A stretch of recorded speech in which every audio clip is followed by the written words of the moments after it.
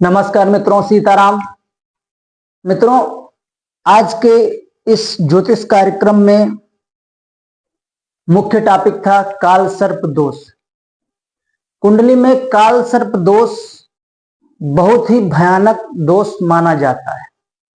जब किसी भी जातक की कुंडली जन्मपत्री बनवाई जाती है, उसमें यह आचार्य या कोई ज्योतिषाचार्य बता देते हैं कि आपकी कुंडली में काल सर्प दोष है, तो उस कंडीशन पे जातक बहुत परेशान हो जाते हैं और उनका निवारण कैसे हो या कुंडली लग्न चार्ट देख करके कैसे जाना जाए कि कुंडली पे काल सर्प दोष है। यदि किसी भी जातक की कुंडली में काल सर्प दोष होता है तो उनको क्या क्या समस्या आती है, जैसे कि संतान बाधा, विवाह में बाधा आती है, अपयश, आरोप, धोखा इत्यादि चीजें उनको मिलती हैं। दूसरा, यदि कुंडली प्रेडिक्शन में देखा जाए कि कई राजयोग हैं और उसके बाद भी काल सर्प दोष यदि कुंडली पे बन रहा है, तो मेरे प्यारे मित्रों, ये मान करके चलिए कि व्यक्ति का जो बुढ़ापा होता है वह बहुत ही दर्द भरा, कष्टकारी होता है।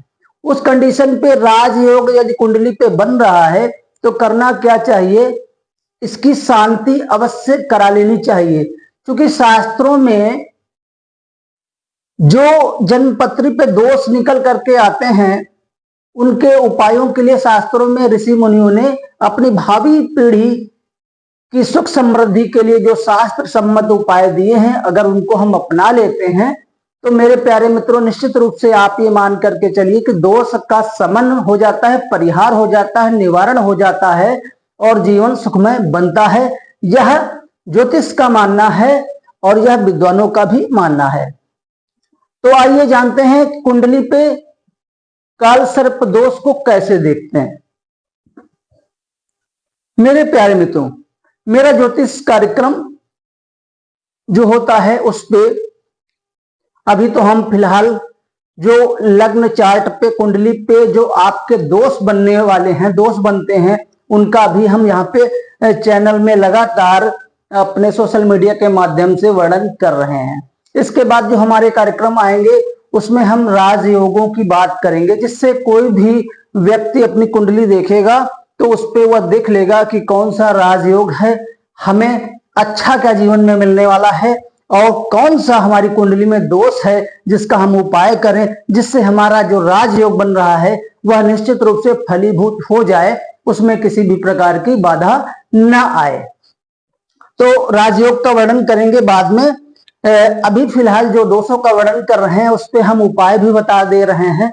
पिछले वीडियो में हमने मंगल दोष कैसे देखा जाए कुंडली में, उसका परिहार कैसे हो, इसका जिक्र हमने कर दिया है। विषय दोष और पितृ दोष कुंडली पे कैसे देखते हैं, उसका क्या शास्त्र सम्मत उपाय है, उसका भी हमने वर्णन किया है। मेरे प्यारे मित्रों, आप लोगों का बहुत अच्छा सपोर्ट रहा है हमारे पिछले वीडियो में। आप जिन लोगों ने मेरे वीडियो को देखा है उन सभी को बहुत बहुत धन्यवाद है और आप सभी के हृदय कमल में स्थित हनुमान जी को मैं प्रणाम करता हूं।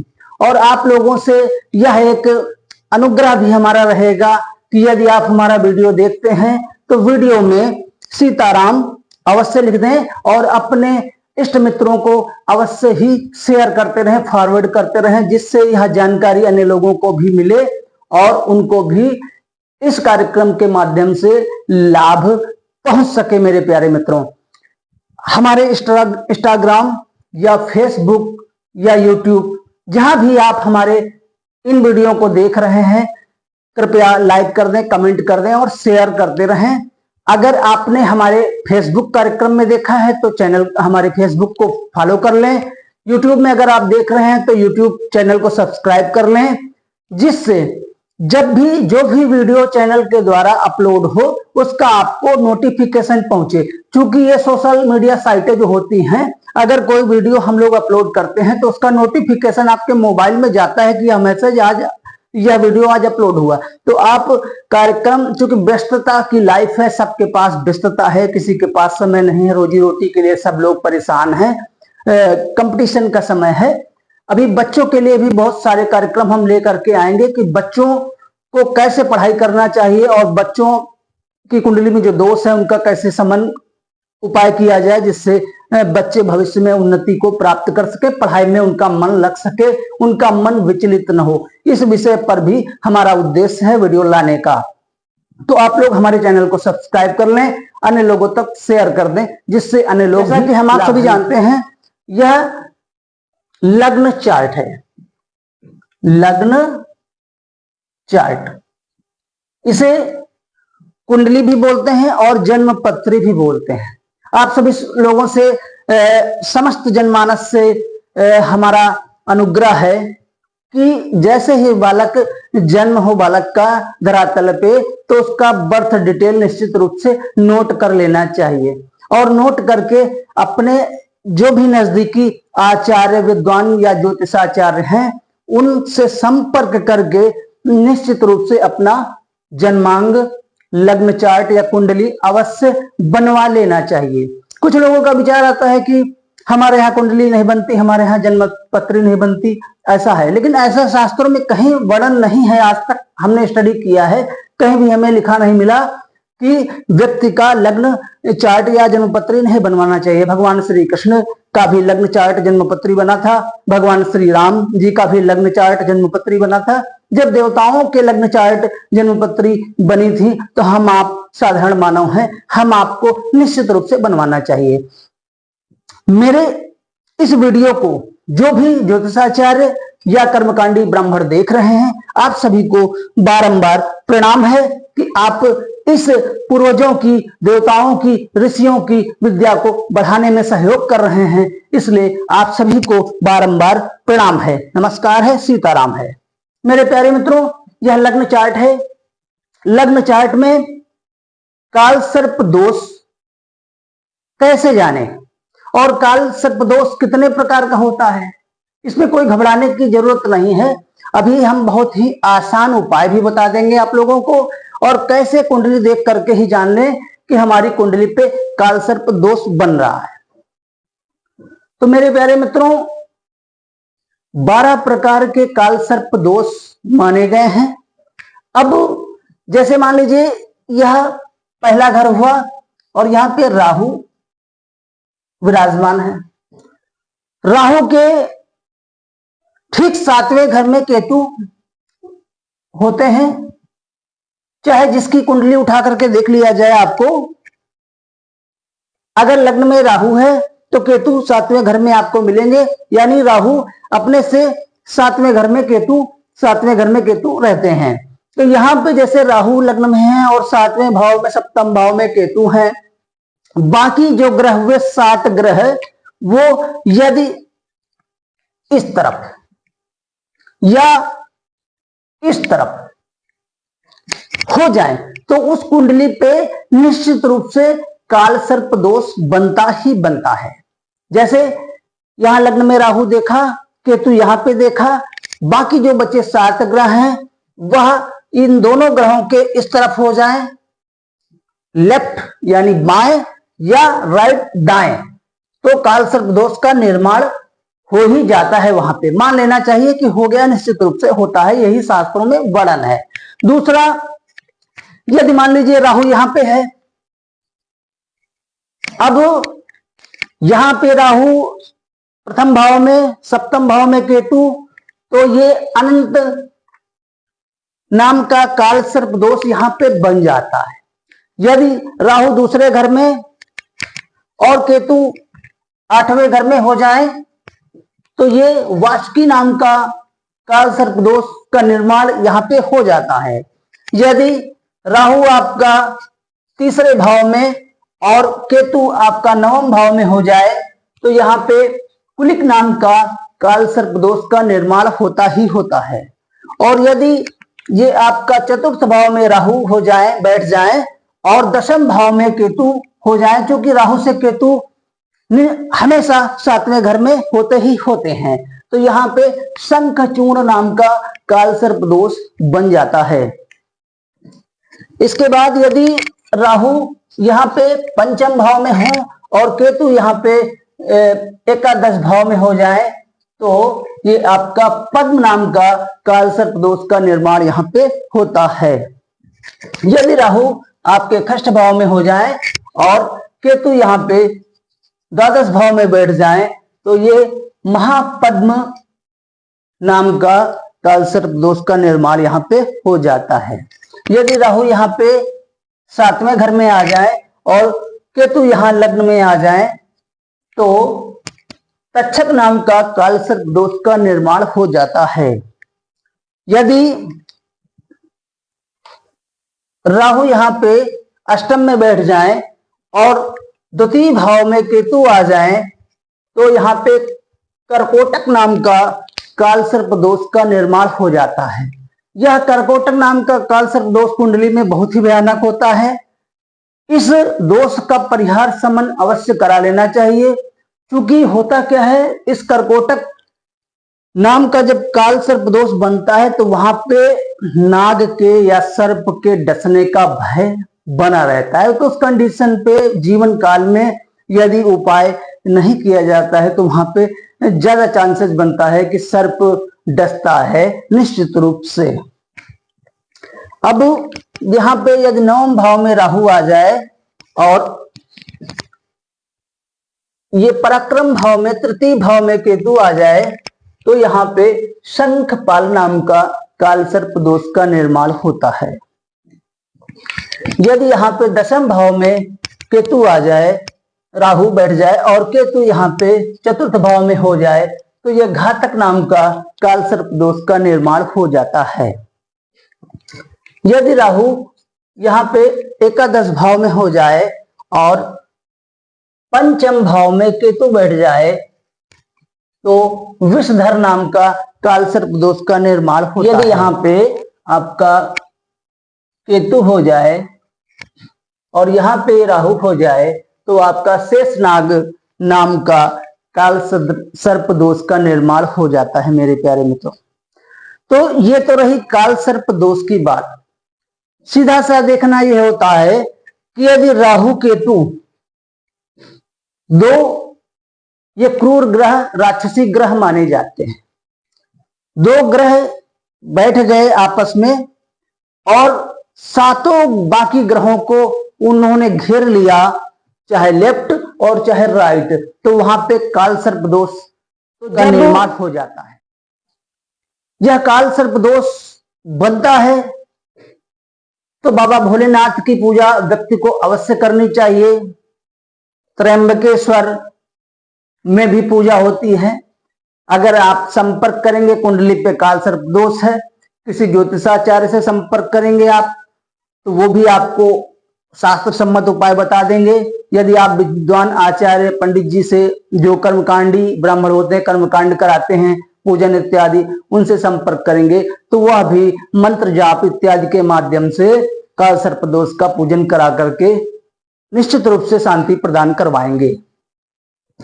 इसका जो ऐसे उपाय किया जाता है जिसमें आप चाहें कि हम जान गए हैं कि हमारी कुंडली में कालसर्प दोष है, हम किसी आचार्य के पास नहीं जाना चाह रहे हैं या हमारा सामंजस्य नहीं बैठ पा रहा है आचार्य से, या त्र्यंबकेश्वर इत्यादि आप स्थानों पे, दिव्य स्थानों पे नहीं जा पा रहे, तो आप फिलहाल जो मैं उपाय बता रहा हूं वो आप नॉर्मली उपाय करके अपने दोष का परिहार कर सकते हैं। तो उस कंडीशन पे उपाय क्या करना होता है, 1.25 किलो काला उड़द आपको लेना है और एक धारदार कोई सामान लेना है, खुरपी हुआ, चाकू हुआ, जो पूजा इत्यादि में प्रयोग होने वाला है, हो सकता है मंदिर में प्रयोग हो सकता है।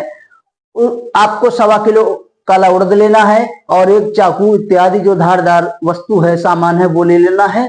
और 11 शनिवार नियमित आपको लगातार इसका दान करना है। दान कैसे करना है, आपने किसी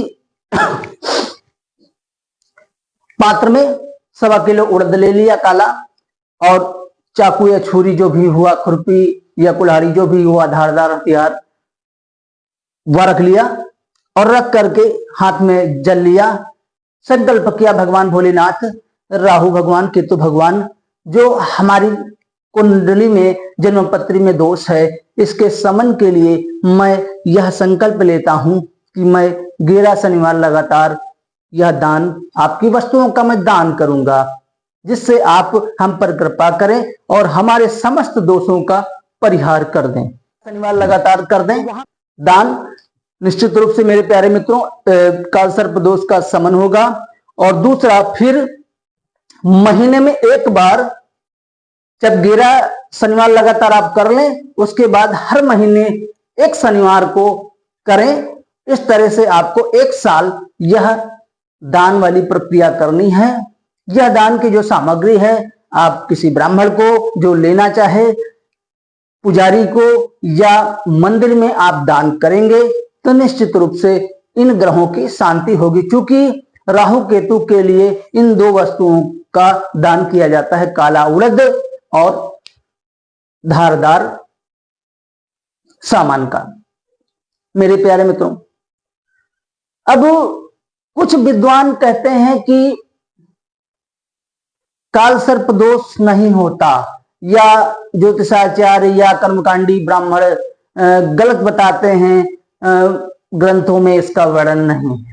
निश्चित रूप से प्यारे मित्रों, ग्रंथों में काल सर्प नाम से वर्णन तो नहीं मिलेगा, लेकिन वहां पे क्या मिलेगा आपको, सर्प श्राप के नाम से वहां पे इसका वर्णन है। जैसे कि आज के युग में कैंसर आपने शब्द सुना है, कैंसर शब्द का प्राचीन ग्रंथों में वर्णन कहीं भी नहीं है, लेकिन रोग तो ये पहले भी होता रहा है। और आज डॉक्टरों ने कैंसर नाम के बीमारी बताई, और बीमारी होती है, बहुत ही घातक बीमारी होती है। इसका परिहार, इसका निवारण शास्त्र सम्मत ज्योतिषीय उपाय भी होते हैं, आयुर्वेदिक उपाय भी होते हैं, और मेडिकल साइंस भी इस पे लगातार काम कर रहा है। एलोपैथिक और होम्योपैथिक चिकित्सा पद्धति से भी इस बीमारी का इलाज होता है। तो कहने का तात्पर्य है, काल सर्प दोष शब्द आज प्रेजेंट में नहीं है, लेकिन जो सर्प श्राप के नाम से जो दोष था, वही काल सर्प दोष माना जाता है। जैसे कि कैंसर पहले बीमारी का नाम दूसरा कुछ था, आज उस बीमारी को कैंसर कहते हैं। मैंने समझाने का प्रयास किया, मेरा यह मानना है कि आप लोग समझ गए होंगे। दूसरा यह है कि नाग पंचमी आती है, तो नाग पंचमी का जो शुभ दिन होता है, वह दिन माना जाता है कि यह नागों के लिए दिन होता है। इस दिन नाग देवता की पूजा होती है। प्राचीन पद्धति बचपन से ही हम आप सब देखते आ रहे हैं कि नाग पंचमी के दिन किसी पात्र में शाम के समय दुग्ध अवश्य नागों के लिए रखा जाता रहा है, यह हम आप सबको पता है। तो नाग पंचमी का दिन विशेष करके नागों की पूजा के लिए होता है। यदि आपकी कुंडली में काल सर्प दोष है या सर्प दोष है, तो नाग पंचमी के दिन आप क्या करेंगे, आप चांदी के छोटे छोटे 3 नाग बनवा लेंगे, और बनवा करके आप हाथ में रख करके जल रख के प्रार्थना कर सकते हैं, भगवान नागदेव, मैं आपकी प्रार्थना पूजा करता हूं, आप हमारे दोषों का परिहार करें। और उन जो नाग आपने बनवाए हैं चांदी के, उनका विधिवत आपको धूप बत्ती फूल और मीठा अक्षत इत्यादि से कुमकुम लगा करके विधिवत आप जैसे पूजन घर पे करते हैं, प्रार्थना सहित आप पूजन कर लें। और उसके बाद उनको आप दाहिने हाथ में ले करके ओम रांग रहवे नमः, ओम रांग रहवे नमः, इस तरह से 7 बार आप एंटी क्लॉक अपने सर के ऊपर से घुमा दें, और ओम किंग केतवे नमः, ओम किंग केतवे नमः, इस तरह से भी 7 बार एंटी क्लॉक अपने सर से घुमा करके आप जल प्रवाह कर दें। ऐसा मानना है कि काल सर्प दोष का परिहार हो जाता है। और एक मंत्र भी अगर आप चाहें तो नोट कर लें, मैं डिस्क्रिप्शन में भी लिख दूंगा। वह मंत्र है ओम नवकुलाय विद्महे विषदंताय धीमहि तन्नो सर्पः प्रचोदयात्। ओम नवकुलाय विद्महे विषदंताय धीमहि तन्नो सर्पः प्रचोदयात्।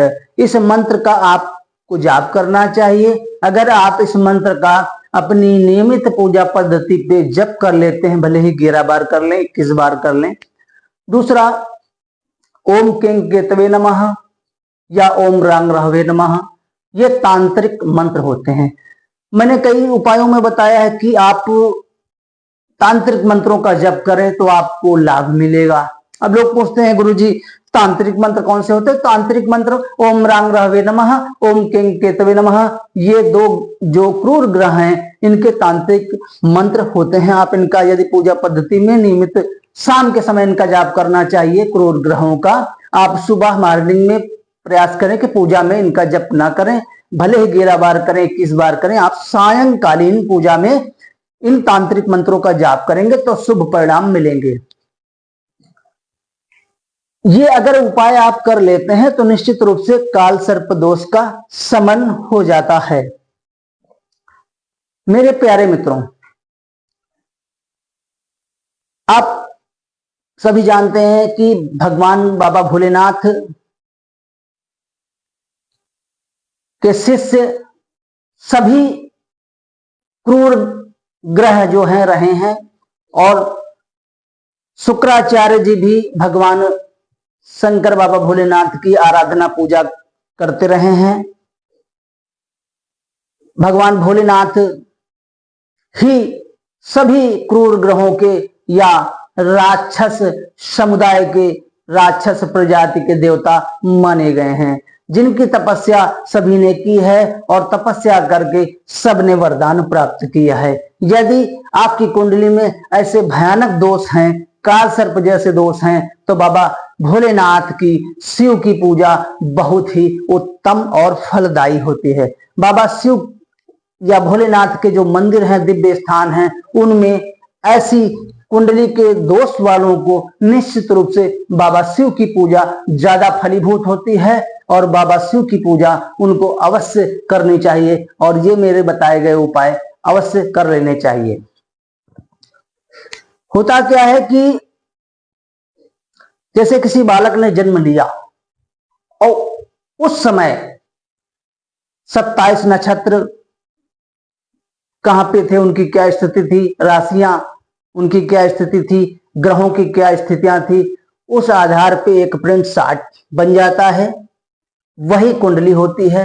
कुंडली बालक की एक तरह से अगर आधुनिक भाषा में हम बोले तो कुंडली एक तरह से आपका अल्ट्रासाउंड या एक्सरा होता है। यदि किसी भी व्यक्ति का अल्ट्रासाउंड या एक्सरा हो जाता है तो पता लग जाता है कि उसका शरीर पे क्या प्रॉब्लम है। वैसे ही कुंडली या ये जन्मपत्री बन जाती है तो व्यक्ति के जीवन में कौन से दोष हैं और व्यक्ति के जीवन में कौन से राजयोग हैं, इनकी जानकारी मिल जाती है। प्राचीन आचार्यों ने, दोनों ने इतनी मेहनत की है अपनी भावी पीढ़ी को सुखमय बनाने के लिए कि उन्होंने सब कुछ बता करके रखा है।